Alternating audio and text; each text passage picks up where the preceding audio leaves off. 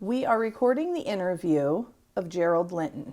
This interview is being conducted by Katie Bradshaw from the Wright State University Veteran Voices Project. Also in attendance is Larry Litten and Leona Litten. This interview is being recorded in Larry Litten's home in Fairborn, Ohio. It is 2:02 p.m. on December 5th, 2019. For the purpose of this interview, I believe you would like to go by Jerry. That's correct. All right, Jerry. Well, thank you for doing the interview today. And would you like to tell us when and where you were born? Okay, I guess I can start off. I was born on October the 2nd, 1940 in Flushing, Ohio, but a little smaller community of Flushing was called, now I can't forget what that was, Kennan, Ohio. But nobody knows where that's at anymore. Okay, but I grew up in Flushing, Ohio, attended Flushing High School, graduated in 1959. Shortly after that, me and a couple of my other brothers, Kenny and Larry, decided to join the Air Force. It was September 15th, 1959. We all went down to Lackland Air Force Base together for boot camp. Spent about 4 weeks together down there in the barracks. We all ended up being selected to go to a training school. I stayed at Lackland Air Force Base, Texas. Let's back up a little bit before Okay. then. Okay. When you were growing up in Flushing, Yeah. what did your parents do? My dad was a coal miner in my younger days. And then he eventually got a job with the mechanic garage in town for a little while, and then went around to a couple other little jobs, and then got a permanent job with the Belmont County Garage as a mechanic. Okay, and how many children did your parents have? They had 11 kids, 7 boys and 4 girls. So your mother was very busy. Very busy, yes she was. Yeah, there was a question on when I was born, because birth certificate said I was born, I think, at 7:13 a.m., but my mom says that's correct. She was there. It was 7:13 p.m. Oh, that's anyways. interesting. Were you born at home or in a hospital? I was born at home. At home, Yeah, okay. Were you all born at home? No, I don't think so, but most of us were. Yeah. Yeah, I don't know which ones. were, Okay, but, okay. So most of you. Yeah. When you were growing up, what hobbies did you enjoy or sports did you enjoy? I enjoyed playing baseball, softball. I liked to roller skate and did a lot of that. No, not much more. Just hanging around town at the restaurant. And, Well, when you decided to join the Air Force, what was your inspiration? oh, probably a job. There was no jobs in Flushing, Ohio, unless you wanted to work at the dairy or maybe in a coal mine or something like that. But then I had all my other brothers that was going to go in, and had a couple was already in, so that might be for me. Okay, so from your early teen years, you thought that sounded like a pretty Yeah. good idea. Yes. Okay. Yeah. Did you have a job in mind when you joined, or were you open to whatever? I was open to whatever. Yeah. Except I didn't want to be a cook. Okay. Even though I enjoy cooking now, but I didn't want to be a cook, really. So then you joined and you went through basic training. How was basic training? Was it It was fairly light. Oh, just strict and somebody in your face all the time. You, the TI, technical instructor, really. But it was really pretty nice. I enjoyed the evening breaks that we'd get. We'd go out on the patio and smoke a cigarette and drink Pepsi and play the jukebox, really. That was a lot of fun, really. That sounds like a different basic training than It's quite a bit now. different. Quite a bit different. And it was quite a bit different from even the armies and the Marines and all that back then. Yeah, but Well, good. How did you find out what your job would be? when of course, when you're first enlisted, you take these 4 tests: general, admin, mechanical, electronics, and I scored highest in the administrative. Okay, so evidently they needed some personnel people more than they did administrative people, so they put me in the personnel field. So after 4 weeks at Lackland, I got stuck, I thought, back at Lackland. I thought I was going to get the leave there, and I had to stay there to go to school for 17 weeks. But then I was really happy Because I enjoyed Lackland. Well, then you had more freedom. A lot more freedom, yeah. We could even go downtown, on weekends, and they had a roller rink on base, That was another thing I'd like. So they did have an airman's club, but I didn't drink then or nothing like that. I never did go to the airman's club. They used to have fights there all the time, mostly between personnel people and air police. They did not get along. And the air police school was also at Lackland Air Force Base. Okay, so lots of Right. competition between the two. Yeah, between the two of them, really. As a matter of fact, there was a guy that I went to school with, was going through air police school down there at the same time I was going through personnel school. And I went down to see him one time. And of course, he yells out, tell all his friends, they're always, hey, we got a personnel people in here. Well, they all come running. Scared me for a moment. They didn't beat you up? No, they didn't. He said, oh, leave him alone, he's a friend of mine, and all that. Yeah, but. Well, when did you find out where you would get orders to? Just about a week before graduation from the school, they come down with a list of where you get to select from. And of course, depending on how high you were in the class, you got to select first, second, third, fourth. There, I don't know how many people was in the class, probably 30 or 40, something like that, really. I didn't get to the bottom of the list, but I did get up from the bottom a ways anyways, but I still got stuck with Minot, North Dakota. And I Okay. said, ooh, I asked, where's that at? Even the instructor didn't know where. He said, I never heard of it before. Minot, North Dakota. I said, oh, well. Well, So- not terribly far from home, I suppose. No, not really. I enjoyed it after a while, though. But one of the things that happened after got on the train, went home, then I got on the plane in Pittsburgh, and I was going to fly to North Dakota. Well, I had to change planes in Minneapolis. Well, I fell asleep, and they flew me all the way to Billings, Montana. I said, oh, Lord. I said, I'm going to be AWOL, my first duty assignment. I imagine that was stressful. It was. I was very, very scared. Well, I told the stewardess that, and she went and talked to probably the pilot or somebody, or got on the flight on the phone or something. And they said, well, we're going to get you off in Billings, and we're going to buy you a ticket back to Bismarck, North Dakota. And then they flew me back to Bismarck, North Dakota, and then they bought me a ticket from Bismarck to Minot, North Dakota. And I got to Minot probably about 2 hours before midnight. After that, I'd be considered AWOL. Well, maybe a little bit before that, because it must have been about 8 o'clock. Because somebody told me that you go down on this corner, how you can get out to the base, and you stand on the corner, and people just stop, pick you up, and take you out. Well, I went down to that corner, and I ran into a guy that I went to school with. He was there, but he had already been to the base and signed in. But he said, yeah, just stand here with us, and we'll get a ride out to base, you can sign in. I think I signed in probably about 11 o'clock. Wow. Really. Wow. Made it in time. So when you would go stand on the corner and wait, do you mean general people from the community or the military transportation would come through? No, general people, civilians, yeah. Or even a military person, but not a military vehicle or nothing like that. That's an Yeah. interesting Yeah, system. you just go stand on the corner, get a ride. It's very trusting. Yeah, well, you could do that then. You could hitchhike and all that, Didn't have to worry about all these other weird people out. A simpler time. Yeah, yeah. Okay, so once you got to Minot, how was the adjustment? Well, it was a little bit of adjustment. That was in June, okay? So it wasn't cold then. But come wintertime, I remember the first time I ever seen these things, the head bolt heaters at the parking lot next to your barracks where you park your car if you got a car. I said, well, what's those things for? Well, you plug them in to keep your engine warm, battery warm. I said, oh. I said, get that cold? Yes, it gets that cold. And there's been many nights I went through 40, 50 degrees below zero wind chill factor up in Minot, North Dakota.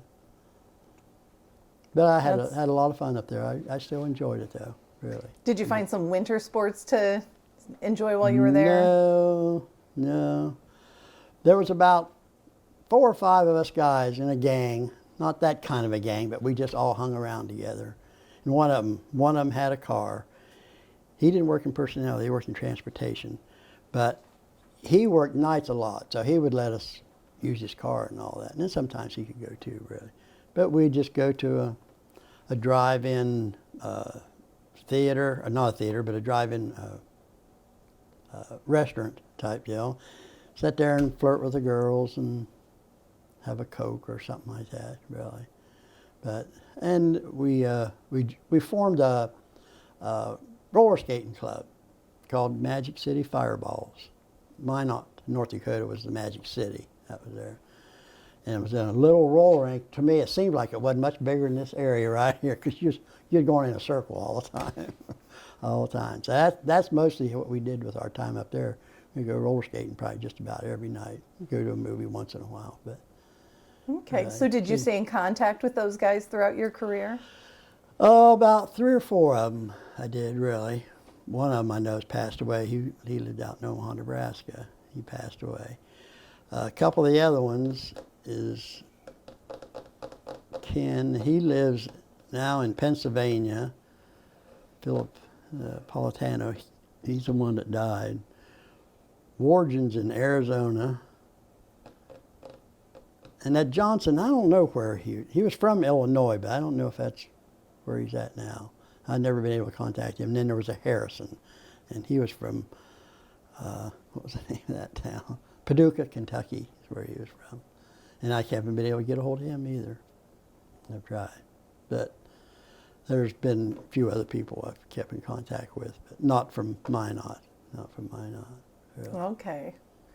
So did you, when you were out flirting with the girls, did you find your wife in Minot or not until later? No, that was later, much later, as a matter of fact, really. I didn't get married until I was 34, somewhere, 32, 33. Okay. In there, really. So from Minot, where did you go? I went to Opheim Air Force Station, Montana. The reason for that is that Minot was changing from an Air Defense Command base to a SAC base. Okay, so that meant SAC took over the personnel work. They had their own SAC personnel people there, but they kept some of them that was there. But us young ones, we got sent out to these small radar sites. And I got Opheim, Montana, which is about 6 or 7 miles south of the Canadian border, really. And it's about 35 miles on mostly dirt, not dirt, but gravel road to Glasgow, Montana. So you were missing Minot. I was missing Minot quite a bit. As a matter of fact, I went back quite frequently. Well, I was going with a girl then, too, and all that. But that place, and Glasgow only had like, I don't know, 4,000 or 5,000 people, I think, at the time, maybe a little bit more than that. They even, at that time, by that time I'd started drinking beer every once in a while. We'd go down there and go to the bar, and you give them a $10 bill to buy a couple beers, you got silver dollars back. Those Morgan silver dollars, that's what you get back in change. I said, wow, you know. After a while, though, you get a few of them in your pocket, that wasn't such a big deal anymore. I was really surprised. I wish I'd have kept a few of them, though, but I never did keep any of them. What was the reason that they gave those as change? Just to get rid of them, I guess. Keep them in circulation, really. They was always dated around like 1900, 1899, 1902. No, I think they was just trying to get people to collect them or something, start using bills. But, you know, that Opheim Air Force Station, Montana, as far as I know, that's the only remote tour in the United States other than up in Alaska. You know. And of course, the place is probably closed now. I think they closed most all of it. I only had to spend a year there, really. If you was married and had your family there, you had to spend a year and a half. And then you got to leave. But I stayed there for an extra 6 months because I was having a good time up there, really. And I met a lot of good friends up there, too. One I kept in contact with, he was from Pennsylvania. Goober, they called him. Ed Gross. He's a real good friend. But after my year and a half there, and I decided I was going to re-enlist, stay in the Air Force, and I said, well, I think I'm ready to leave. So then you get to fill out paperwork saying where you want to go. You could select certain bases in a certain area and so forth. And then I ended up going to Omaha Air Force Station down Nebraska. About the same situation down there, except there wasn't no set tour or nothing like that. Work was a lot easier because it was a lot less work. But then my brother Larry, he was at Lincoln Air Force Base at the time. It was about 50, 60 miles away, I think. I'd go down there a couple times, visit. But I didn't stay there very long. The upper headquarters called me once and asked me if I'd like to volunteer for a special tour. I said, well, depends. What? They said, it's to Washington, D.C. for 1 year, and then you'd go to San Antonio, Randolph Air Force Base, Texas for 3 years. It was a 4-year tour. And I said, well, why is that? And he said, well, they're moving all the master personnel records, I don't know if anybody knows what that means, but out of the Pentagon, okay? But they're not ready to move them down to the Air Force Military Personnel Center in San Antonio, Randolph Air Force Base. They're not ready for them down there. So they had to move them out to Suitland, Maryland. They moved all the master personnel records out to Suitland, Maryland. So what we did, we went up to Suitland, Maryland for a year. I did what we call statements of service, corrected them and all that. And that's a statement on everybody's military personnel records, how much active duty, reserve time and so forth for their master records. Corrected them and all that. But then after a year, they was ready for us down in Randolph Air Force Base. So then we moved down to Randolph Air Force Base, Texas. Down there for, it's going to be 3 years, but it only ended up being, let's see, that was in June of 65, June of 64. June of 64. Got down there in June of 65. And I left there in March of 67. The reason I left, the workload got so slow that there wasn't hardly any request for corrections to do this, do that, that just got down to be nothing. So they had this other section that did new people that just joined the service. They did them. Well, they took over what we did because there was just very little to do. So and were these records at that point paper records? Paper records, yeah. Typewriter tape, not computer.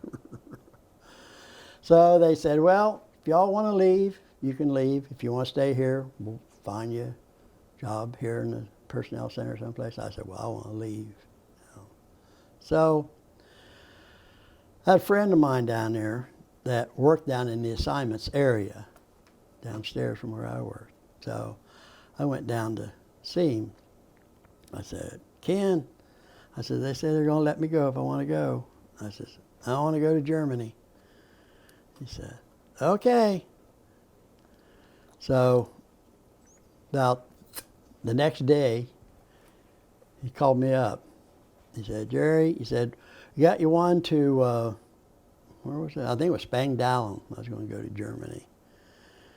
And I says, okay, that sounded good to me, even though I found out later it wasn't a very good base for Germany. But anyways, well, I walked back upstairs, and I was talking to this other guy in another office, and told him that, and he says, well, why didn't you ask for Holland? I said, Holland? We don't have nothing in Holland. He says, yeah, we do. I said, he told me what it was. So I went back downstairs and told Ken, I said, I don't want that Spangdahlem. I want to go to Holland. And he says, we don't have nothing in Holland, do we? And he worked in airmen's assignments all through the Air Force, handled them all. So anyways, he called his friend over in Wiesbaden, which was the headquarters Air Force for Europe, okay, and said he had a guy that wanted to go to Holland. He says, you got something up there? He says, yeah. He says, we got a small unit up there, Soesterberg Air Base, it was called. And it was a Dutch-American base, what it was. I think we had about 1,200 people there, something like that. And he said, well, if your friend don't get Soesterberg, does that mean my friend don't get Denver, Colorado when he comes back? And he says, yeah. And he says, okay, we'll send him to Holland. That was that easy, get that assignment to Holland. So I went over there. How did your parents feel about you moving that far away? Oh, I didn't bother them. I think they were used to it by then, really. Already had 2 others had been all over almost half the world anyways. So I don't think it bothered them. I always had somebody coming home, I think, for a little while, really. So I spent my 3 years in Holland, and one of the things I regret about that is that I always wanted to go to like Scotland or all those Scandinavian countries, Ireland and Norway and all, and I not once made it up there. I always went to England, had a brother over there, go see him over there. I'd get on the train and ride the train down to Germany and see a brother down there, oldest brother when I first got there, another brother later on that came over. So I always had somebody close by I could go visit, I think, really. But, that's a pretty unique experience. Yeah. One of the experiences I had when I was in Holland, when I'd ride that train down to Germany to see one of my brothers. Well, actually, let me retract. I go back to when I first arrived over there. I flew into Germany.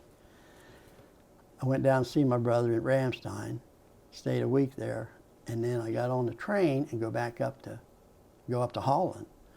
Well, when I got on the train, I got up around Koblenz and all that, and the guy, conductor, came by and said, in broken English and all that, you can't stay on this car, you got to move up here. Oh, fine. I said, okay. I said, can I leave my duffel bag here? It's a big old thing, heavy, I look at it. Yeah, you can leave that there, But I had a uniform on a hanger and all that I was carrying. So I moved up, a couple cars on it, and thought after being on there about a half an hour or something like that, thought I'd better go check on my duffel bag. Well, I start to go back, there ain't no more cars back there. That's how they do it, or at least that's how they did it then. You get on a certain car, that car goes to Koblenz, they drop that car off, and then they just continue on. All my civilian clothes and most of my uniform and all that was on that car someplace, and never did find it either. You never got your bag back? Never got it back, no.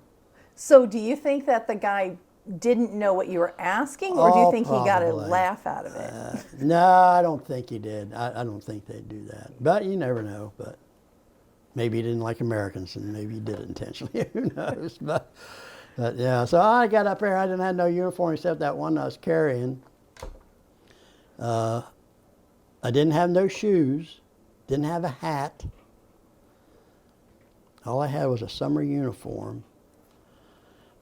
Luckily, and when I got up there, I think it was a weekend, Friday or something like that, I run into this one other young airman, and he was a medic.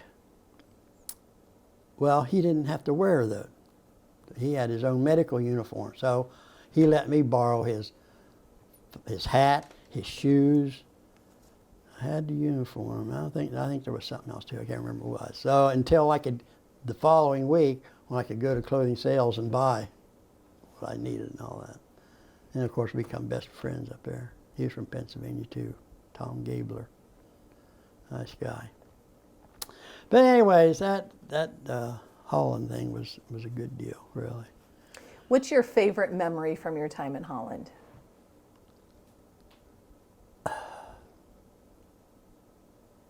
I don't know if I want to tell you this. Okay. Can skip it. No, what I remember Second favorite. lot. No. Is just some of the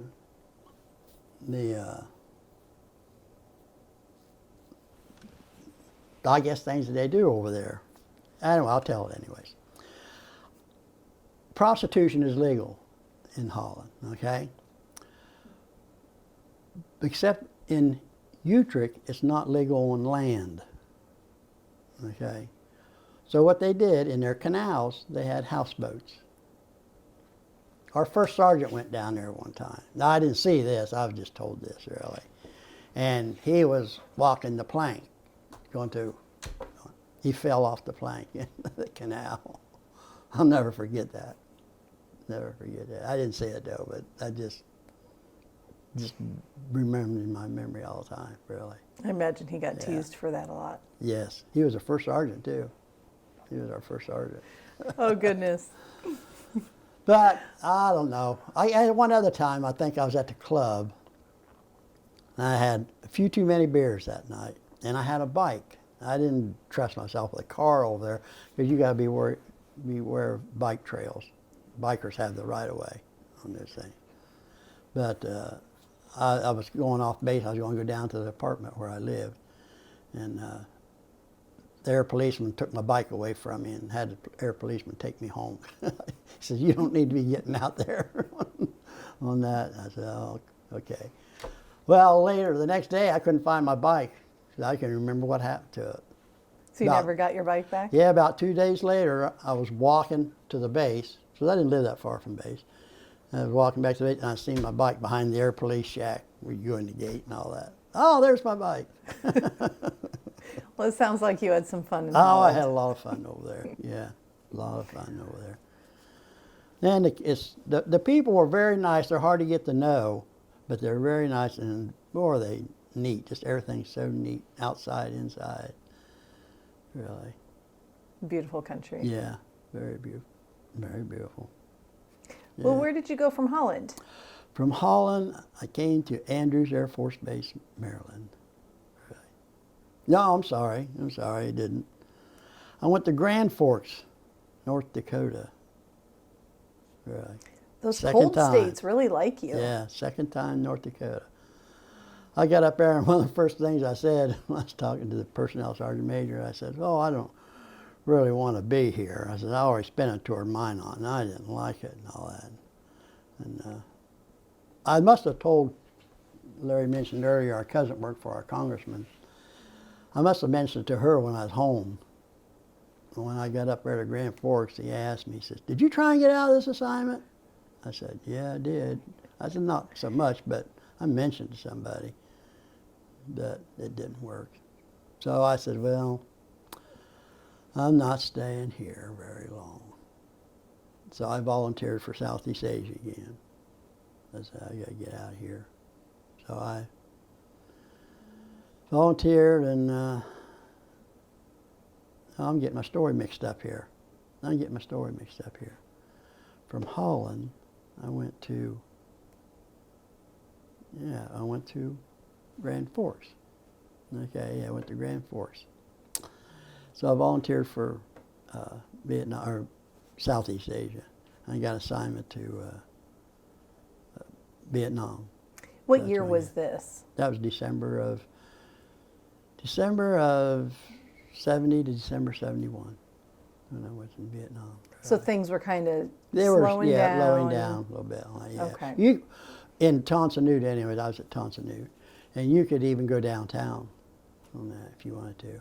I went downtown one time with somebody, rode one of those rickshaws around town, and came back. Never went back here again, really. Just kind of stayed around the base and went to a movie and went to the club, and not much to do, really. You worked most of the time, really, and you didn't bother because there wasn't much else to do, truthfully. What was the feeling with the Vietnamese community towards the military at that point? Well, the time I was down there, it seemed like that they were happy that we were there, really. Like I say, I only went downtown one time. The people that worked on base, the Vietnamese that worked on base, they were nice to you, all that, really. You couldn't communicate with them too well, sign language or something like that. But yeah, I don't think they had any hard feelings against us then, really. So, hey, I spent my year there. I worked in a personnel liaison office at a communications group over there. well, like you said, that there was things were slowing down there. So the communications group, we had a communication squadron at all the bases in Vietnam, about 6 of them or something like that. So they came up with this idea of, well, we are slowing down, we got to cut back on people and so forth. So they came up with this project called Hammer Draw, really. And that was curtailing a bunch of people that maybe been there 7 or 8 months, saying you can go back to the States now. You get credit for a full tour.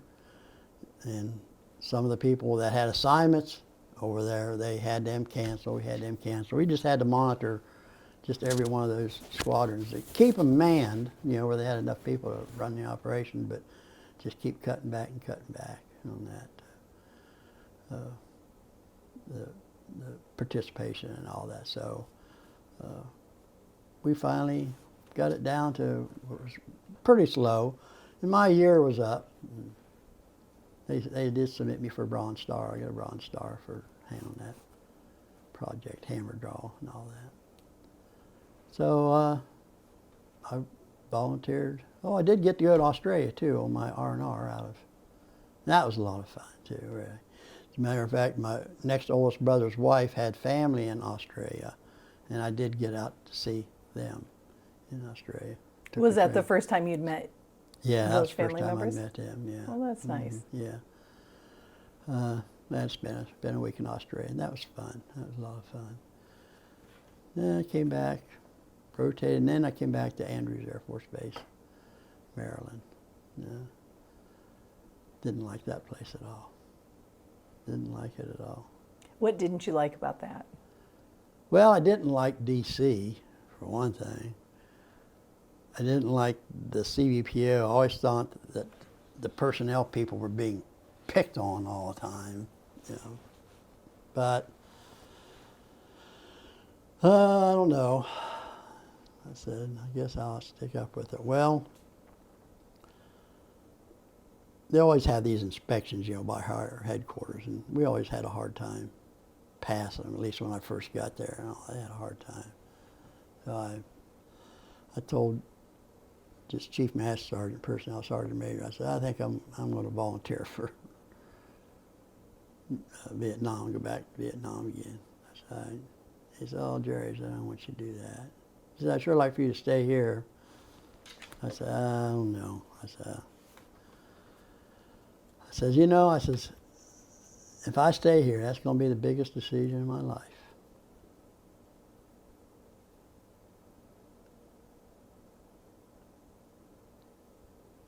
I get choked up. He says, what do you mean by that? And I said, well, if I stay here, I'll probably end up getting married. And he said, well, I'd sure like for you to stay. So he talked me into it. I stayed and got married. That's where you met your wife? Yep.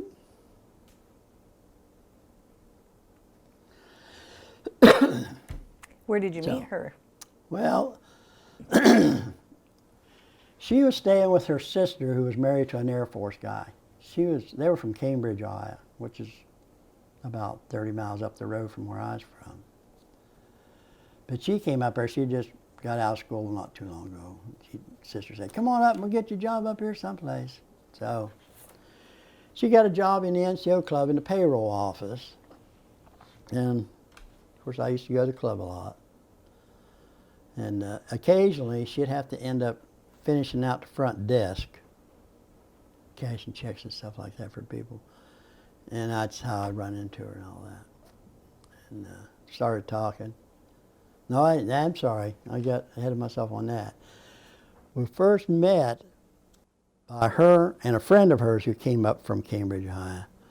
I was sitting at the bar, and they came into the bar, and her friend tapped me on the shoulder, and I turned around. She says, do you own that Chevy Nova, orange Chevy Nova out there? And I said, yeah. With UF plate? Yeah. See, back then you could tell where a person was from, not by those stickers. They didn't have those stickers. It was U702F.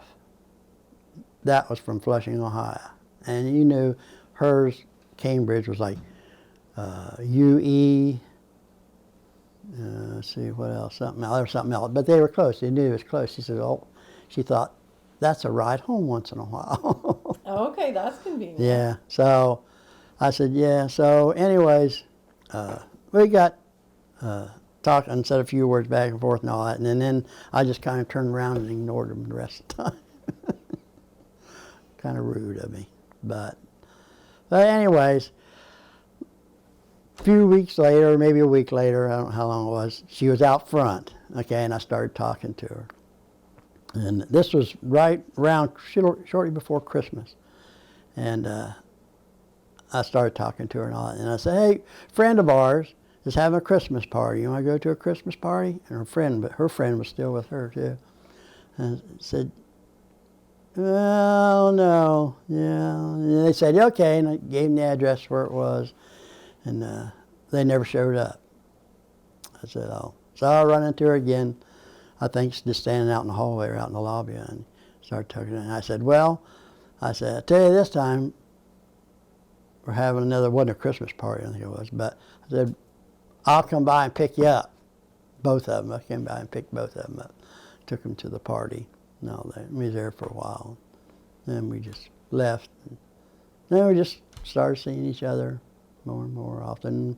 Once in a while, she'd have to call me, come and get her to go to work because she couldn't get out of where she lived. There was a steep incline in the apartment she lived in. So we just started spending more and more time spend more time together, and 6 months later we were married. Wow. 6 months. That happened very quickly. So you thought, I don't want to let her go. No, you're right. Moving. Yeah. Best thing that ever happened to me. One of the things that at that time I was getting pretty hefty, okay, and the Air Force had what they call a Fat Boys program. If you get on, you had to do certain things. You had to go see the doctor occasionally. You had to go to the hospital to eat your chow if you wanted to eat. And I said, holy mackerel. I think at the time I weighed 44 pounds I weighed.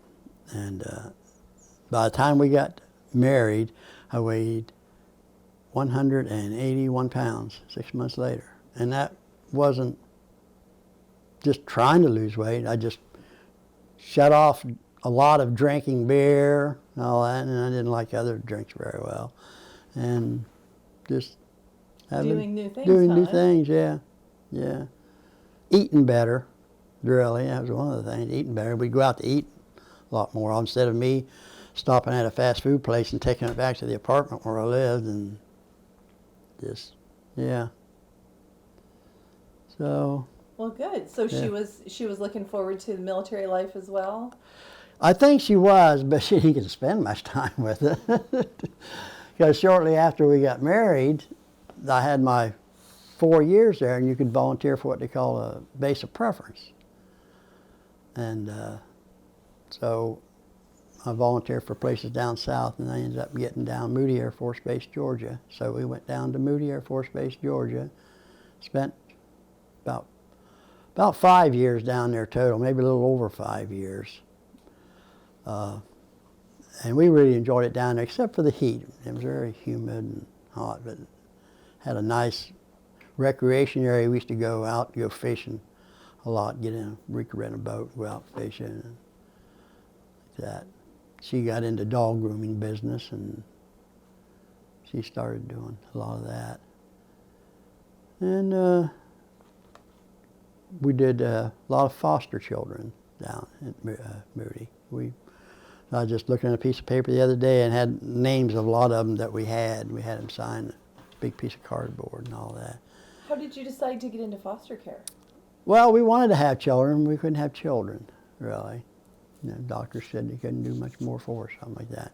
So we started foster children and we got close to retirement. And when we signed up to get in that program, they said that you couldn't take any action to adopt any of these children because they're just foster children and they'll end up going back to their parents or something like that, you know. So anyways, the caseworker down there, when we got close to retirement, we said, well, we're leaving. She says, well, why don't you try and adopt us?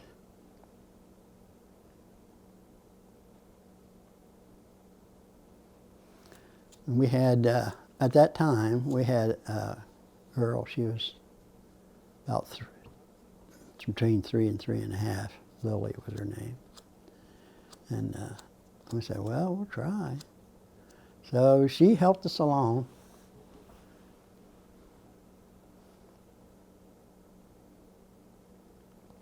Anyway, she helped us along, told us what things we needed to do and so forth, all that. And eventually, as time went on, things started looking good that you might be able to adopt her. So we said, oh, that's great. So, of course, I'd already applied for retirement. And she finally called us in one day and said, things are looking real good. I think we're going to get it.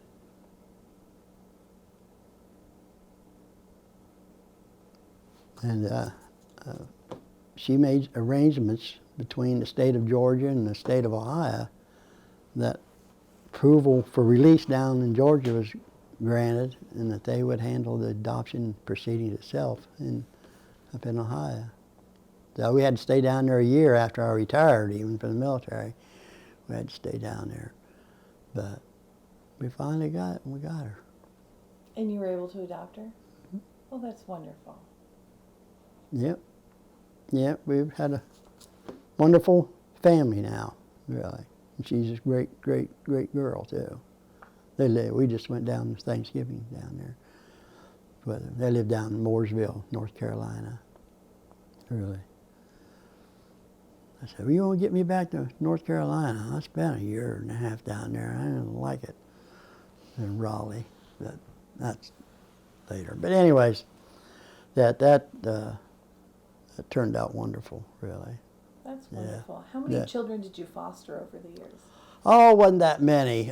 Probably about between 16 and 20, really. A couple of times there was like 2 or 3. And a couple of times it was only for like maybe a week or something like that too, really. Well, that's a wonderful service. You know, you served your country in the military, but that's serving your country as well for the citizens. Yeah. Yeah, we had some real nice ones too. We had a couple of them. One of them that she didn't want to behave at all. She ran off a couple times, really. Really, but trauma's a very difficult thing. Yeah, yeah. I'm sure it's hard on those kids too, right? Yeah, I think the longest one we had 2 boys. They were brothers. I think we probably had them for, I don't know, maybe 6, 7 months, something like that. Our first one was a little boy, David Cole. I'll never forget. He was just the sweetest little thing. He was our first one. We only had him probably for a couple months, 3 months maybe. Anyways, that's where my military career ended, and moved back to Cambridge, Ohio, in that area. What brought you to Cambridge, Ohio? Well, that's where my wife was from originally. Okay, her parents were still alive. Bought a little house there.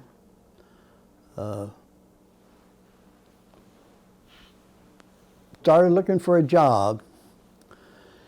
And my in-laws knew this lady.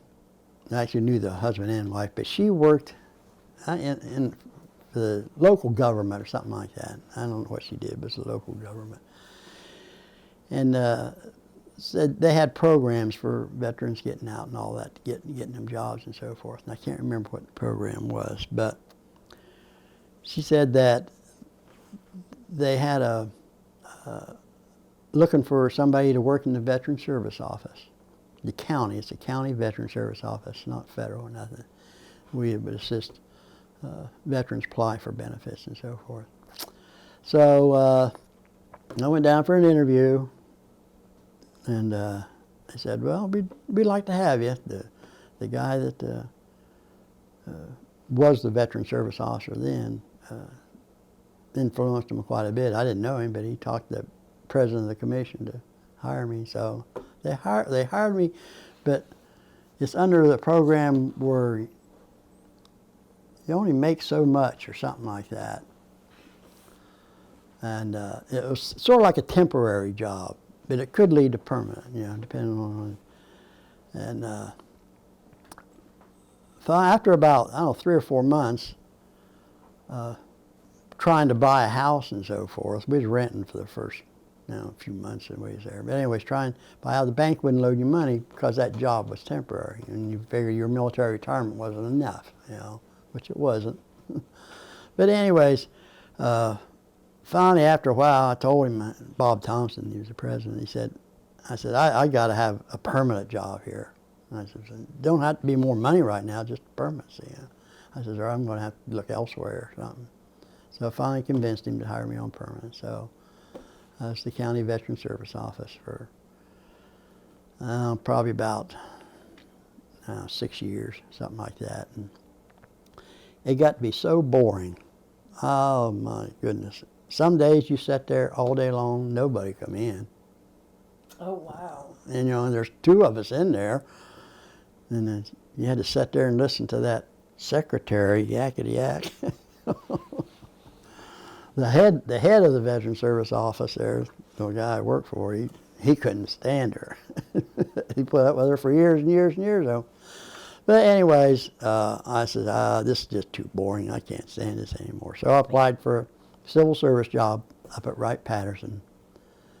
And I don't know, a few months later, I got an offer to come up to Wright Pat, work in the Air National Guard office. Personnel. Down there, personnel, yeah. And I was there, I don't know, 8, 9 months, something like that. And then I got a promotion over to the main military personnel office over there. And so I worked there for about 3 or 4 years. And my wife's father died. So I thought, well, we need to get back closer to Cambridge if we can. And they had a small base at Newark, Air Force Base. I don't do that. But I applied for a job down there. And I eventually got a job down at Newark Air Force Base. And then that was, a lot closer to Cambridge. We could go back and forth a lot and all that. After that, they closed Newark Air Force Base. I said, well, what are you going to put in for now? So we talked about it and talked about it. So he's going to go just south, And that's when I got selected probably for the worst job I've ever had. It was working in a MEP station, which is a military entrance where they process recruits down in Raleigh, North Carolina. That's why I said I don't ever go back to North Carolina. But Raleigh. And I think what made it the worst job down there, working that MEP station, you had all branches of the service. I was the lead clerk down there. There was about 5 or 6 clerks around. That person would come in, they process all their paperwork. I'd get all the paperwork, package them up, because we were sending them off to different training stations and all this. You had to fight those recruiters out there. Hurry up and get that guy in here so we can get a prosecutor. You got airplanes you got to catch. You got to catch them. They right to the last minute they're doing it. And I'd get so mad. I'd go around to my supervisor, and she said, I know it, Gerald, I'm doing it. And then they wouldn't do a thing about it. Nothing. Not a thing. And then I'd start complaining. I went over her head and started complaining. There was a Navy lieutenant in charge of the whole MEPS thing, I think, recruiting part. They would not do a thing about it. And I just got so sick and tired of it. I was there a year and a half. Had stayed there a year because they paid for my move down there and all that. But yeah, after a year and a half, I was sitting there. I'd got all the paperwork packaged up and got everybody out. I turned around from the big table, went over to my desk, and picked up the phone, and called up Jerry. I said, "Do you mind if I retire?" No, she didn't like it down here either. So I said, okay. How was your daughter by this point? She was going to college. She was up at Bowling Green then at the time, really. Yeah. So I turned back around and went in and seen my supervisor. Ann Poole was her name. I told her I'm retiring. I want to retire. He didn't like it at all. So, darn. I said, I can't help it. I can't stand it anymore. It's driving me crazy. Yeah. So we had just bought a house down there too, a brand new house, new development. And I said, oh Jesus, we got to sell that house though. Well, we put it up with a realtor. No, we put a for sale sign up ourselves at first. We was the first one in the development. Anyways, here comes this old guy back, this old farmer or something. I mean, he looked like he was homeless. He really did. And he said he think he'd like to buy it. So we told him, yeah, I think I want to buy it. You know, we thought he'd just, but he came by once or twice, really. And he'd always talk to her, Jerry, my wife. He didn't want to talk to me. He wanted to talk to her. I said, what? So anyways, we finally got a name from him. And somehow, I don't know, his attorney, we got his attorney's name. He must have given it to us. Well, we called up this attorney and we told him, you know, how much we was worried about this. I said, this guy can't be wanting to buy it. I said, oh yes. I said, you don't worry about that guy. He's got all the money in the world. A week later, sold the house. How about that? Yeah. I couldn't believe it, really. So during that time, we're making trips, even after the time, to Tennessee. That's where we were going to retire at. So we went to 3 or 4 different places, Murfreesboro, Cleveland, other places up north, and see where we thought would be a better place, maybe to find a job if I wanted another job or something. So we decided on Cleveland, Tennessee, really. Nice little community. Got a part-time job down there as a janitor in the school, and I liked that one. I only worked maybe 3 hours a day, you know, 5 days a week. You know, I go to work at about 3 o'clock and get home at 5:36 or something like that. Really. And then we was there for, I don't know, a year and a half, something like that. The guy that hired me in the Veteran Service office in Cambridge, Ohio, called me up one time, knowing he's down there, asked me if I'd come back. I said, I got a house to sell, and it had to be by 1 September. I don't know why that rings a bit, but anyway, he said, by 1 September, I got to know by 1 September. I said, oh, okay. I said, we can sell the house, we'll do it. And I sold the house real quick. Packed it all up.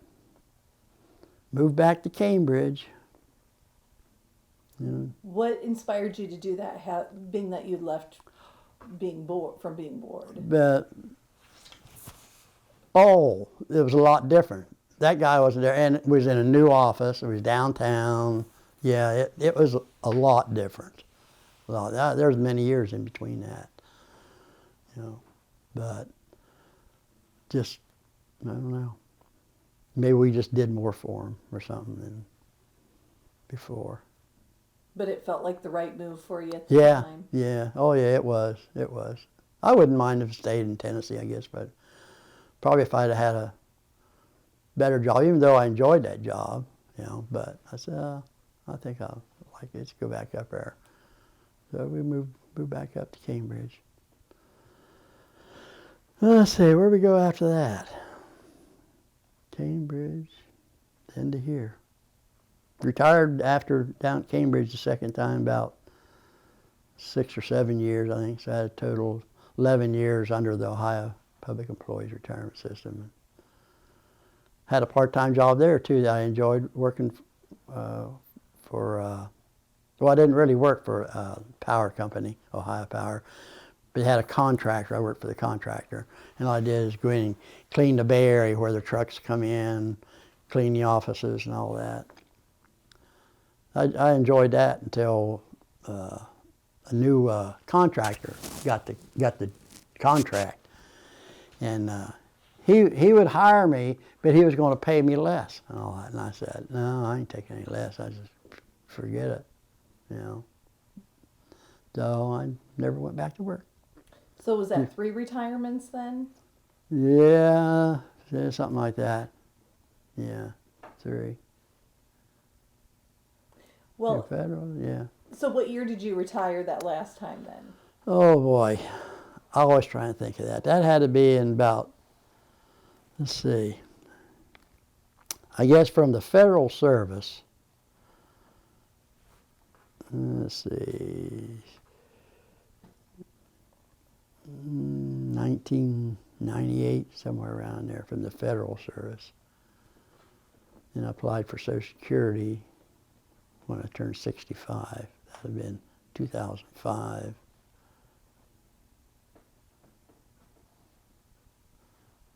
No, I was still working down there. I didn't get no retirement out of that though, or nothing. But, yeah. Okay. So what have you done since you retired? What hobbies Nothing. and interests? Nothing. Nothing. Nothing. Enjoyed retirement. Enjoy retirement. Yeah. Yeah. We had a nice big place in Cambridge, and it was just getting to be too much really for me to keep up and all that, really. And then I had a brother in Washington Courthouse, the oldest one, that was getting in bad health. And of course, Larry lived up here in Xenia and all that. And I said, well, let's get up there. Maybe we can help Larry out with our oldest brother and be closer to family. And she didn't have any family down there. And we didn't have anybody down there either on our side. So we just started looking up here for retirement communities and haven't done much. So enjoying family. Yeah. That's good. Yeah. That's a long drive down to North Carolina, though. Yeah. You can't convince your daughter to move closer? No, I even asked. I said, think you ever move back to Ohio? And she said, oh, I doubt it. Is she married? Yeah, yeah. Do you have grandchildren down Yeah, there? grandson, yeah. Okay. Yeah. My wife says she'll probably move down there whenever I pass or something, but I don't know if she would or not. I guess it'd be all right. I'm tired of moving, though. Yeah. I'm tired. When she even told me whenever we retired, moved to Cambridge that last time, that's the last time we're moving. Yeah, moving gets old. Yes, it does. And we did a lot of the moves ourselves, too, really. Yeah. Well, the modern conveniences of communication certainly help. Oh, yes, it does. FaceTime and... I'm not too good at that stuff, though. Okay. You gotta have your daughter come set it up in your house so you just push a button. Well, that might happen. When we was down there last time, she was going to do a couple things on her vehicle, and talk on the phone and all that sort of stuff.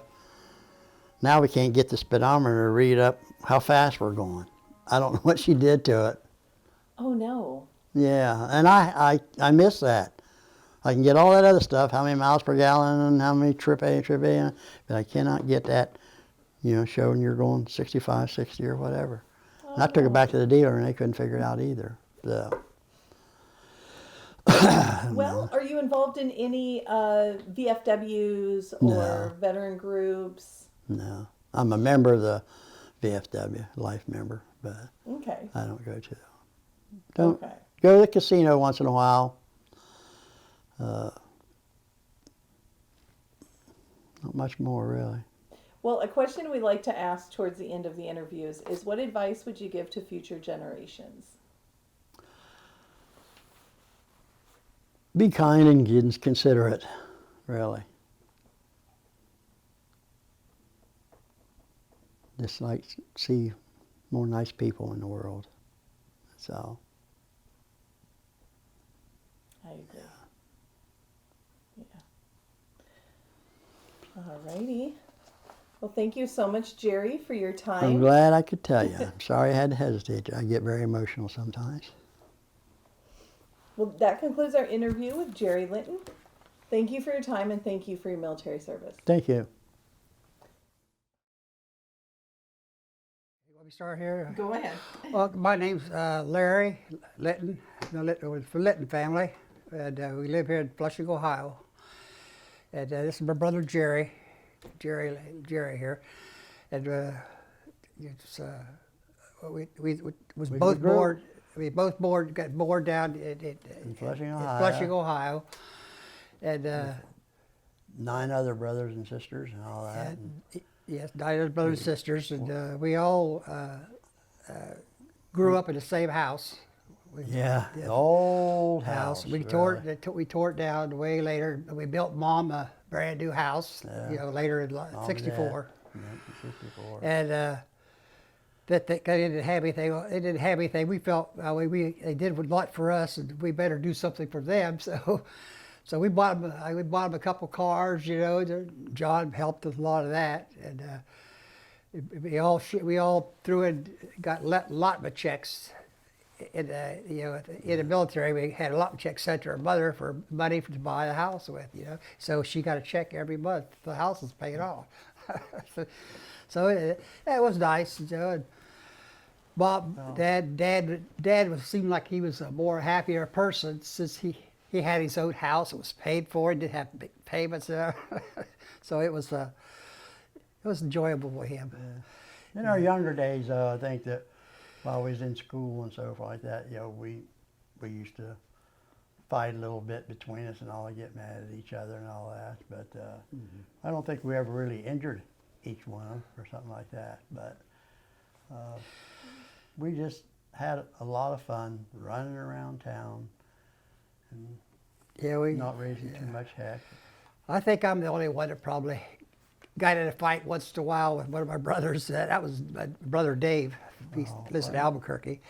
He used to get down on the floor and wrestle. It would not hit and swing at fists or anything, but I was upset about it, really mad about something. And he was just trying to hold me down, like I was mad. And my oldest brother used to go around and crack you on the head or something like that. Yeah. Did something wrong. Something like that. What are you doing? Yeah. And I remember one day my older brother, Dad got him a BB gun for Christmas, I believe it was. And he took it out, just playing around with it there. And Dave was running around with him, and but John was with one of his friends. And Dave was following him, and John kept telling Dave to go back home, get back on home. So he shot the BB gun down at Dave, and I guess the BB was a fling to hit Dave on the arm or leg or something a little bit. It didn't hurt him or anything. It depends on which brother you ask for. Yeah, I guess. Brother, yes. They never agreed on. No, they never agreed on it. No. Who got shot at? But Dad took that BB gun when he got it, and he was so mad. He took that BB gun out there and whacked it on the sidewalk out there in the front of the house and bashed it all up pieces. The poor BB gun. We were never allowed to have a gun after that. But I think we all grew up in a family. We all grew up really, really good. I mean, just loving each other. Yeah, we really supported each other. The whole family, the girls including, the girls they all completed, always cared about, what they were doing, and they were okay, And whenever we got up to high school level, though, graduated from high school, a lot of them left town. There was, we kind of slowly left Flushing. Larry stayed and worked in the dairy for a while. Yeah. Well, that's another story. That when we was about 12, 13, 14 years old, 15 maybe, there's a dairy, creamery dairy down in below our town, just down the street from us, where we lived at, just 100 yards away. And this driver was always looking for somebody to help them on their routes, to deliver the milk to the house milk. We had that back in them days. Delivery. And I usually worked with the guy, my neighbor guy, our neighbor we had there. His name was Harry Blakemore, and I helped him most all the time. But I helped some of the other guys too once in a while. Jerry, you pretty much stuck with I helped Jumpy Davis. Jumpy Davis, yes. We had to get up at 4 o'clock in the morning. Yes. Okay, go down there and help them load the milk a little bit and all that. Yeah. And my guy I helped, we usually get back around noon, 1 o'clock or something like that. And I earned a whole 50 cents for that. And One other guy used to help sometimes, he didn't even pay you. yeah, yeah. Well, I'll tell you, I mean, I'd have done it for nothing. I would have just because. Well, we got the pint of chocolate milk. Well, and- yeah, you got out of the Yeah. house too. Got out of the way, out of town. Actually, we were Yeah. 14, 15. So, boy, I've been to another town. This is a St. city. Clair. We You go know, to St. Clair. Go our to town St. was so Clairsville. small. Everything I went into was a city. Today, and the it's and Kenny. Now Kenny was the other brother. He all three of us in the picture. In that picture was three of us that joined the service the same day. All three of us worked in the railroad. When he graduated, he took off and went to Indiana. Yeah, he graduated on Up to Whiting, Indiana, something like that. Whi- Got a yeah, job up Whiting, there. Gary up Indiana, somewhere up Yeah. in there. Up around Chicago. It's, Yeah. not very far out of Chicago. I think Dad got mad. He went up there too, didn't he? Yes, Dad, he wanted me to go up and Get him. get him and bring him back home. I said, no, I can't do that, you know. I didn't have nothing decent to drive to go up there anyway, but he wanted me to go up there if I had to take a bus or what. Yeah, So anyway, Kenny, he did finally come back. anyway. I don't know why. I guess we was all going to talk about going to service. I was getting up in age. I had my own car there at the time at the home. I was working there. I worked at the dairy, made a little bit of money, so I had a car. It was it was one of my second oldest brother, Dave's had a car. It was his car, and he let me drive it while he was in the military. So I pretty much drove it most of the time. When he come home on leave, he'd get it back. And so He used to go out and lay in that car in the front seat, Oh, listen yeah. to country music all I night listened, long. yeah, I'd sleep in that car all night long. We could listen to the country music. I'd listen to Nashville, Tennessee, and someplace in El Paso? Chicago. You get El Paso? Well, I even picked up El Paso, Texas, the station down there. It was a XERF, or no, I don't XEG. remember what it was. But XEG. I remember hearing it. So. XERF was in So Del Rio, Texas. XERF. Yeah. And but anyway, I guess that's when we decided we might as well go. yeah, we go to the military. military. But I was Get getting it over close to with. 22 years old. You know, I was getting close to 22. So hey, I got to go to the military. They're gonna be, draft's gonna be after me. You know. So I decided I'd join up, and then somehow Kenny must have come home and decided he's going Yeah, to join up. And Jerry says, I I'm just going too. graduated. I just graduated, so I might as well go. Yeah, so it was three of us. So we're all going to go. So we all went down. How did we get down there? Dad took us over to the recruiters over there in St. Clair. Oh, Dad took us over there? Okay. Dad took Yeah. us over to the recruiters. And we rode down we all signed up in to the, Wheeling with him.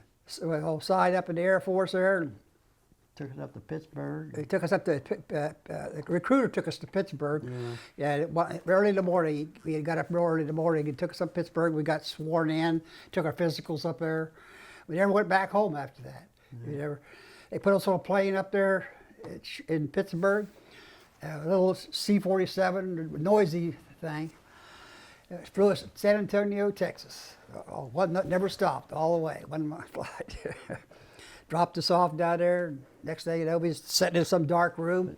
They give us our dog tags. Was it dog tags or something? They put us, give us some stuff or something. All your clothing and all that. Well, I think next day maybe they got Oh, the I think it was during daytime. the middle of the night. You just processed was us it? through it. Yeah, Was we it? got down there in the middle of the night and Yeah, give us our uniforms and all that sort and of stuff. that's how I started the military anyway. But So what did I get myself into? yeah, Then when that TI started yelling at you, yeah. Lord, what did I get myself into? Yeah, I tell you, I just kind of stayed right behind somebody, or I just didn't want to catch you, know. look me down, you know. But like I say, I think Jerry said something about it. One time we walking we was going to get our pictures taken down because three of his brothers was in the same barracks, and they was going to take our picture down at the base there in San Antonio. And we was going up there, and this major, which he was our squadron commander or something like that. Yeah, I was commander. And you know, we walked by. We thought, well, we're further away. You know, we don't have to salute. Absolutely. Well, that didn't work. He called. He got me. He said, "Hey, but you know you're supposed to salute airmen." He kind of chewed us out for that. Yeah. Yeah. I think that's about the only time I ever got. Yeah. But We played. Oh, another thing. We through our school days. We played. Kenny was very good at basketball, baseball, football. He was. And he always a star, no matter. And I played baseball, and I did pretty good too. But I didn't play football or basketball. I liked that we should have played football. I didn't. I wasn't interested too much in basketball. That's the only one I wish I would have played football. But I liked football. But I ended up not going. I went out for it, but I actually just said, I don't think I'd do this. Yeah. But so I went to baseball. I had 2 good years of high school baseball. First year, I did pretty good. You know. Second year, I had the highest batting average, you know, on the team. It was over 500, you know. And boy, and I went into the third year. The coach says, he started out the year, he come in here, he says, hey, let's get third year, hey, now remember, we got a good hitter here, and you got Kenny back, you know, boy, we're going to have a good year now, you know, this before the season, we start practicing. And which we won, I think, the local championship in there all 3 years I was there. And Kenny played it I didn't play the last year. I didn't play the senior year because I was 20 years old. And they didn't allow you play. I had flunked 2 years of school, first grade, fourth grade. I just turned 20 when I graduated. You know, I returned on the 3rd of May. I was 20, and baseball sort of ran up until the end of May. You know, so I didn't get to play that last year. So I had a good batting average there too. It wasn't as high as the other year. I think it was 360 something like that. But it was. I was kind of disappointed. It was a little bit. I should have did better. Like you said, Kenny was really good in it, and I think that's the reason why Dad sent somebody up there to get Kenny back. Yeah. I think he wanted Kenny to go for some other, maybe a college or something. Yeah, small college or something like that, because he got a lot of accolades for his baseball and especially basketball, really. I think that's what he wanted. Yeah, to you know, my dad could get awful upset if he made like one mistake or something like that. He might have been the hero of the game or something like that, but if he made one big boo-boo, that's what my dad remembered, really. He was pretty hard on us about playing ball. He wanted us all to play ball. Yeah, But, he played ball. well, He was a track. He had track. We didn't have track when I went to. I went to the same school. We went to the same school that he did. But they didn't have any track when I was there. And Mom, she went to school in the Holla, Jockey Hall, I call it. Jockey Holla. It was down below Flushing, down in the country, in the woods, you might say. Just a big bunch of land, you know, bunch of farm fields. They tore. It wasn't coal then, but it turned into coal there. The big coal company over there bought the land. They stripped it all up and all that. But the house stayed there for a long, long time. I was born down there, in my aunt's house. Not in that house. I was born in my aunt's house, and. Who's that? At Edith's house down there, Jockey Hall. She lived down there? Yeah, Edith lived down there, yeah. I was born at her house, and I guess somebody went to town to get the dock. That was a long way. I don't remember anything about it because I wasn't just being born. But anyway, the Doc Lowe's come down and brought me into the world, you know. And my aunt Edith, she wanted to call me, name me Ronald. Ronald, yes. Mom said, no, I like Larry, you know. So it turned out it was Larry Ronald Litten. That's how I got my name, full name, man. But we as growing up, we went fishing down the hollow there a lot. We walked down there many times in there, and go fishing down there, just goofing around, you know. After we moved uptown, the house up there, we had a pretty big lot and had a big garden and all that. But we also we made our own baseball field. Yeah, we bats too. We create our own games, you know. Our bat might be a limb. We get a nice straight off a tree. Yeah. We make a ball out of. I always remember, I don't know why, Wonder Bread, and it was different wrappings and all that. Now we roll up and all, and then we just rolled all up in electrical tape and all that. and that would be our ball. And it wouldn't last too long, you know, but we just go make another one or something like that. Yeah. But we used to have our own rules. We even built a fence up around. And there'd be three of us, probably me and Larry and Kenny most of the time. Yeah. One And batter, Dave one too. pitcher, Yeah. and an outfielder. That's Yeah. all I had. Dave. And I don't remember Dave, but anyways. Yeah, Dave played. But anyways, we had that fence. If you hit over the fence, you got to run. If you didn't hit over the fence, it was an out. Had to be a So home you run or you had didn't to take count. your turns, you know. But we played a lot amongst ourselves and all that. And we used to play football, right? Oh, in night the street, football. right in front. In the street, Right in the yes. street. Yes. The Spring Street, as a matter of fact. Yeah. We played football. Yeah, we used a tin can, a milk can. Yeah, that was, and we just take it like that. It spiraled like a football. Anything we could for a We later football on got a game. football, but Oh, yeah. a little thing. But Probably we got started out with tin cans, pet milk cans, pet milk, little concentrated milk, you know.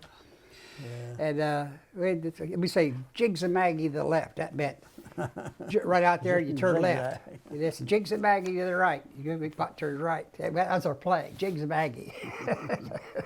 We made that up.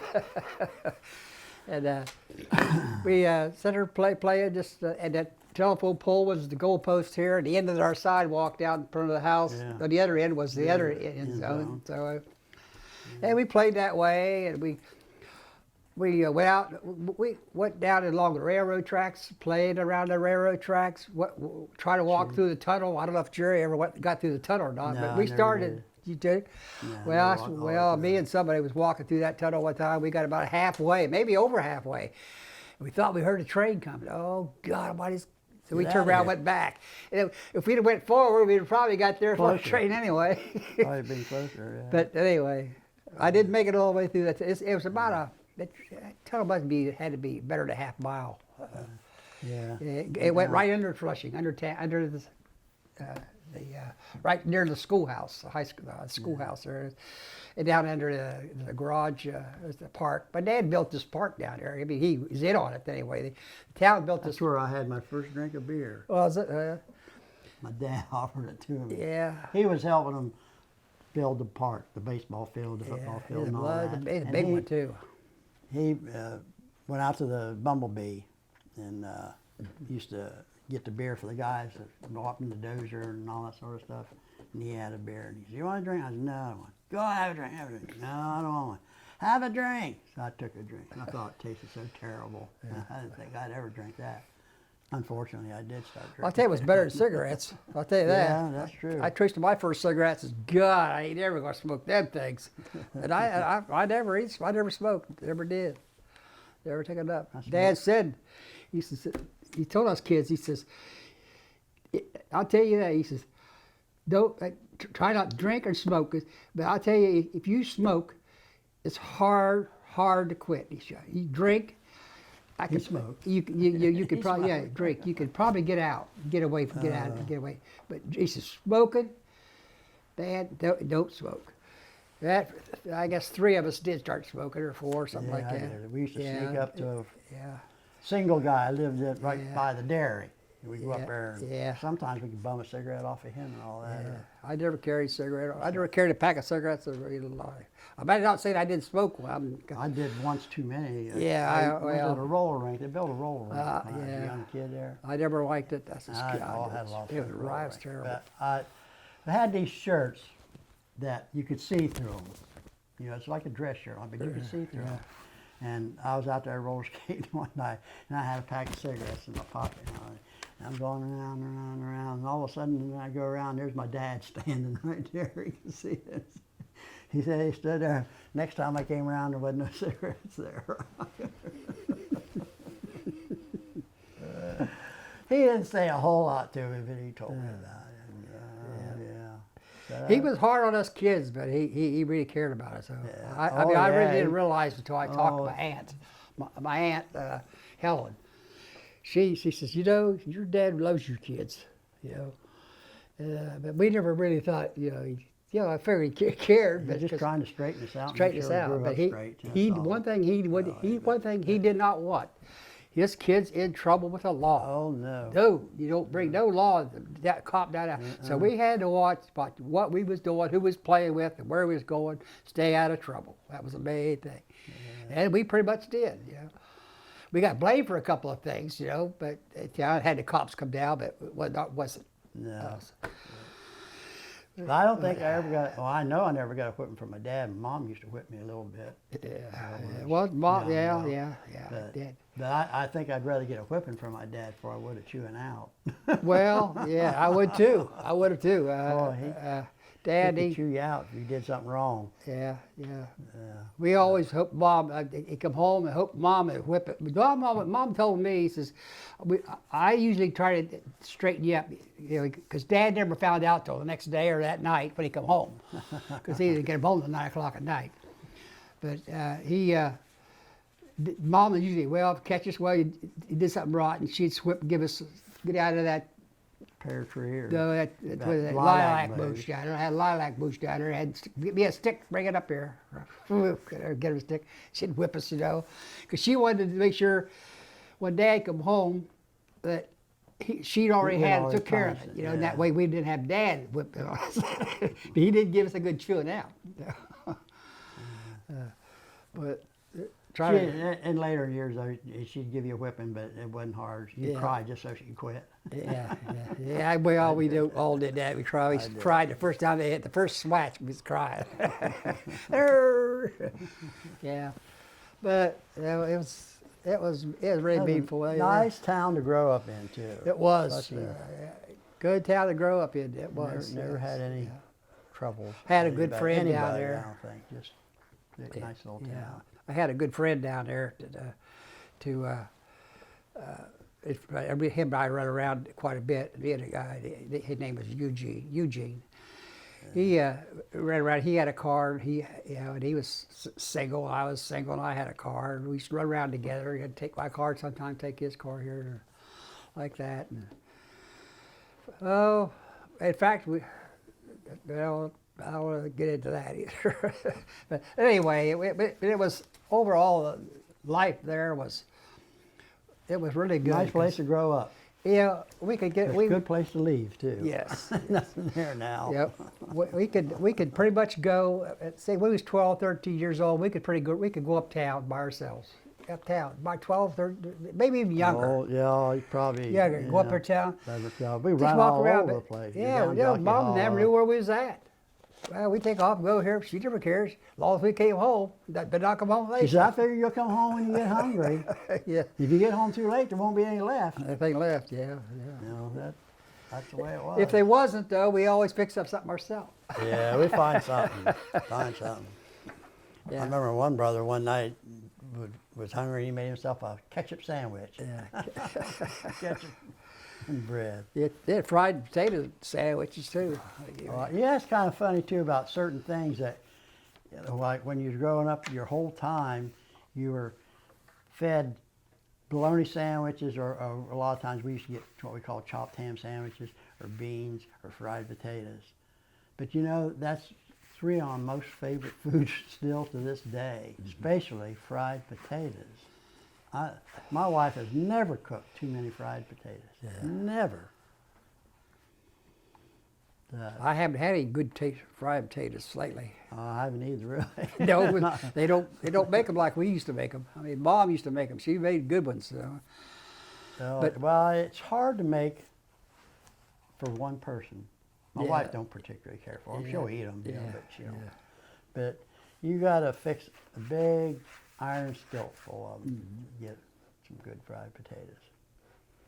I do that now. Right now, maybe once in a while I can do it. I don't do it very often, but fry up a great big skillet of potatoes, and I'll eat what I want of them, and I'll throw them in there, and I'll put them in the refrigerator. You know, if they cool, I eat them next day, and they always tasted pretty much the same. They still tasted real good. I never had any left the next day. You know, I cooked up a big skillet full just for me and her. You know. And, but I end up eating most of them anyway. But boy, I tell you, hamburger's about steak to us. If we got a hamburger, that's close as we got I to almost steak. enjoy as much as a steak anymore. And believe me, the truthfully. hamburger was a lot better then Oh, than yeah. they are now. They didn't have all that filling in it. You know, they put like soybean and all that nowadays. Soybean, it's only half hamburger and half something else. You know, and they don't taste the same. I think it's our taste buds changed too, though. Well, maybe. I remember clear back in the early '80s. It didn't taste the same. The hamburgers, Well, I know they don't. even the '70s. Because your taste buds change. They taste different now. Yeah. There's things now that I wouldn't eat Yeah. when I was 30, 40, 50 years old. Yeah. But I eat them now. Yeah. That's good. Yeah. I didn't care for spaghetti, but now I love it. No, I don't care much for Yeah. Italian food. But My wife knows it too. yeah, yeah. As far as the service with your brothers, how did your first brother come to join the Air Force? Well, I think he was about to get drafted too. I think. No, he Probably was not. so. Thinking, no, I don't know. I don't know if he was. I don't think so. I think because I think he was 19, and I think his draft age was older. Maybe I don't know. It's about around Korean War time. That's what it was. And so he, when he joined up, he decided he couldn't get a good find a job either. To find a job was his problem, I think. And he talked to his good friend Archie Thrash, I think it was. And they said, well, let's go to the Air Force. So they both went down, and I guess Dad took them down there, and they signed up in the Air Force, both of them. Yeah. And my cousin, I had a cousin at the time, my brother kept asking me, I says, Bill, he says, well, you come in and join the Air Force with us. We're going. Bill says, oh, no, because he had a fight with his girlfriend in high school. And he quit school before. He never did go all the way. And after they got broke up, I think he just quit school. And John tried to get him to go to the Air Force. He says, no, I'm going in the Army. You know. Well, he went in the Army, and he sent him to Korea. They got killed over there. He was worked on tanks. He was a tank mechanic, and I guess he had a tank broke down out someplace, and they sent him and a crew out there to bring it back to where they could fix it. And I guess when he's bringing it back, a tank had rolled over or something, and he was up on the tank, rolled over an embankment, and went over. He got killed there, and I remember that. That was Billy, yeah. And John and Billy was growing up. Oh, yeah, They were really good friends. Him and Bill, they played down Jockey Hall. That's where John was born down there too. He was the first one down there, and Bill was born down there too. And they just played together. They was really good buddies and friends. I think that next oldest brother, Dave, though, he almost got drafted in the Army up to about the final day. After he got his draft notice, the oldest brother, John, called up his commander or something like that and asked him if somehow that he could get John or Dave enlisted in the Air Force the next day. So they finagled something. I don't know how they did. The commander helped him. And John called back home and said, Dave has to be up here at Wright Patterson. This is down Flushing by 8 o'clock or 9 o'clock, something like that, the next morning. Yeah. Otherwise, he's in the Army. Yeah. He got up there somehow, and you got him listed. He had his draft notice already. He had a report. I think somebody, I don't know if they called home or something like that, wanted to know where he was, and they said, well, he's in the Air Force. Yeah, he's in the Air Force. They'd let it go there. Okay. They finagled it to get him Finagled out, yeah. He spent 23 years in more than any of us. Yeah. Was he the only one drafted then? He was never drafted. But he got his Received a notice. letter. Yeah, he received a letter. I almost did. I almost did. Yeah. But I went down there because I got to go in, I picked going to the Air Force. Well, yeah, that's a good place. John was in the Air Force, and Dave was in there. I just joined them, And we went in there, and while we were in the military, not change the subject or anything, but went to the military, we seemed like we always cross paths with each other. You know, where I was here, Jerry maybe came through there, maybe Jerry got signed there, and I left. Sometimes there was two of us on one base at the same time, a couple of times. And we always go out of our way, you know, to fly from here, take a vacation, go to Europe. I go over there and visit John, you know. My wife over there, Leona there. We went over there a couple of times on our own self, you know, after that. You know, we went over there and toured around Germany. We were around Germany. Saw the castles and went down to Bavaria. And it was beautiful down there. That was a lot of fun going to the Oktoberfest over there. Yeah, Really. yeah. I was over there, went to it twice. I like the way the Germans lived over there. Now, if you was going to, Germany's really neat, but except you go into a city that's just Americanized. You know, it's more Americanized. But you get out in the smaller towns and all that, they're back in. They're German. Germans, yeah, they're German, yeah. German. Yeah, but yeah, Kenny was stationed. Kenny was over in Germany a couple of times, a couple of tours, I think. He was Frankfurt. I know he was at Rhine, Maine. Rhine, Maine, yeah. I think he was there a couple of times, I think, different times. In England, too, a time. Well, once. he was in England a couple times. Was it? Well, maybe he was there in England, maybe Germany once, maybe. But John and I, me and John, the oldest one, I've been on the same base as him 4 times in my career, you know, but different. We never was there together. Yeah. I was there. I was on all 4 bases, and he was on these 4 bases, but never at the same time. It was Tinker, Oklahoma, Lockport, Ohio, Wright, Patterson, Ohio, and Ramstein, Germany. So I was there on all the same base. That's what he kept asking me. He said, "Well, what's it like over there in Germany? What do they got? What kind of planes they got over there now?" You know, I go F-4Cs, and well, I worked on I think he said 102s or something like that because he was over there earlier, 104 maybe or something. I always wanted to go overseas, but it took me a long time to get over there, and I never got over there but one time in Holland, and then of course Vietnam. Yeah. I was always volunteer for overseas. But I'm probably getting into my interview anyway. I was doing. I should be doing that. You know. I'll let it go.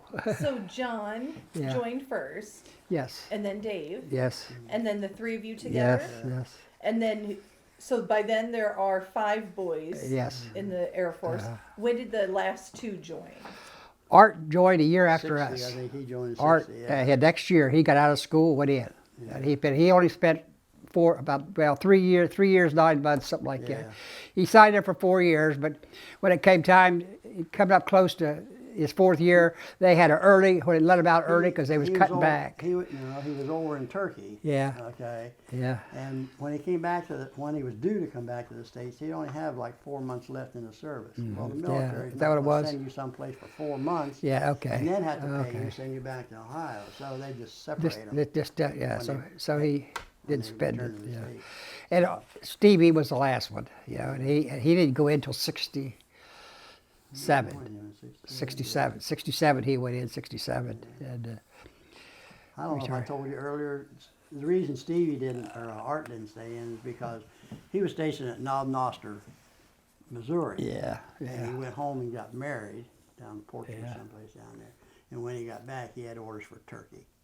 And of course, he had to go over there. He wasn't at Knob Noster very long, I don't think.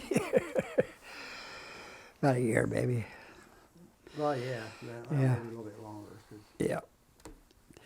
So what were your parents, how did they feel about all of their sons joining the Air Force? I imagine they were very proud. They was, Very yes, proud. very His proud, dad- yes, yeah. You didn't have to give him an opportunity to bring it up. I know. He'd go into the bars and probably talk about what his sons. They wouldn't know what his sons are doing. Where's they at, or what are they doing? You know? He always want to bring you with you. Yeah. You know, I'd go home on a weekend or something like that. You know, let's go up to the Legion. Yeah. He want to take you up there to the Legion, start talking about it, and all the rest of them and all that. He was. Imagine other people probably they got tired of hearing about it. But whatever. He was a pretty good sports guy too in school. And he was just very strict, you know.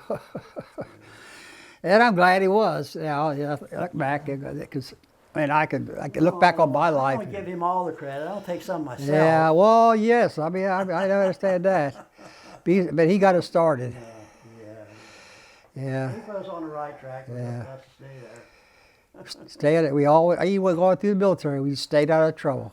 I was like, don't get in trouble. Don't get in trouble with the commander. Don't get in trouble with anybody.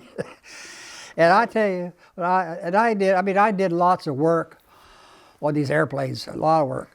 Where the supervisor in the our shop always sent me out on a lot of, especially the big jobs, because I was pretty good at sheet metal work.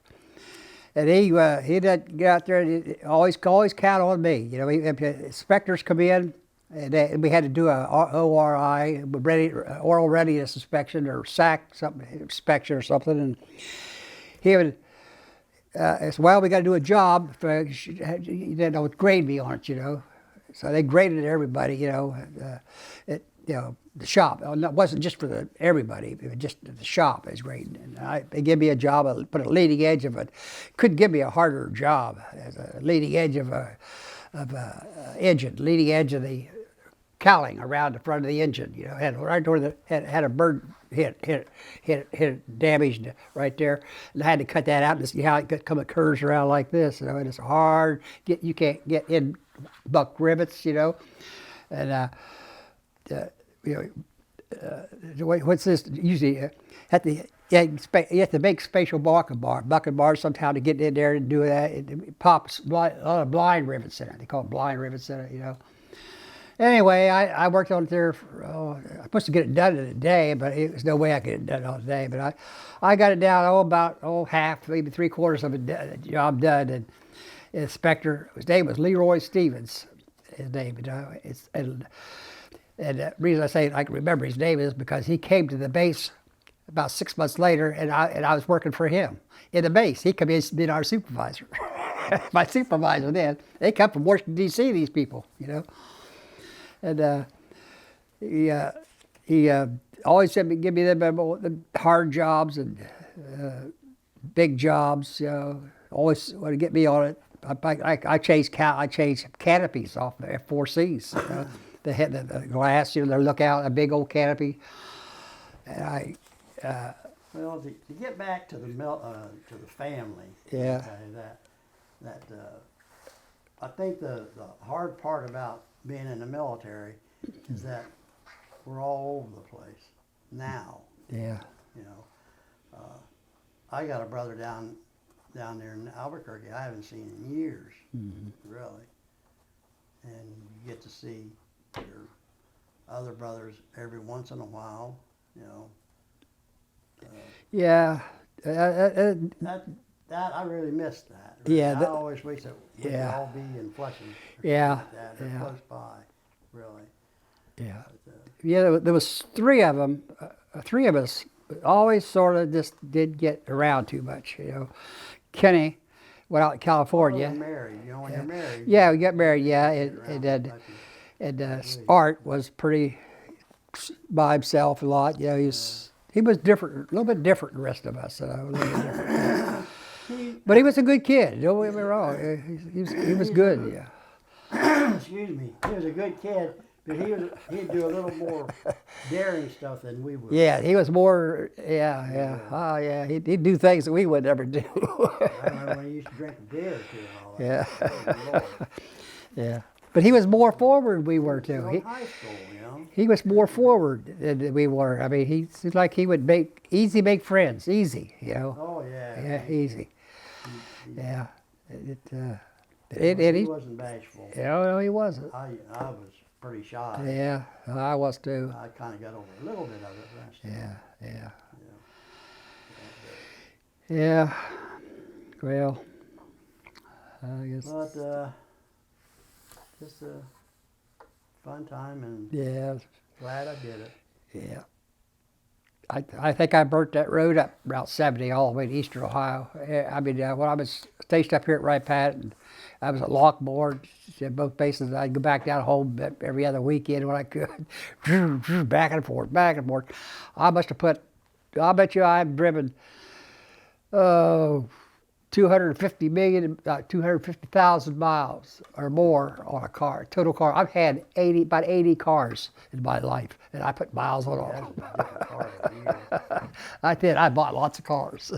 Every time he starts talking to me about his car, Yeah. I don't remember you ever having that car. Yeah. I don't remember you having Well, I that never had them that long, I just, yeah. They were old cars, you know. When they get something wrong with them, well, I better get rid of this and get something else. Yeah. Yeah. Well, Yeah. thank you for sharing Yeah. your memories Yeah. of your childhood. Yeah. It'll be great to add in. Yeah. Okay.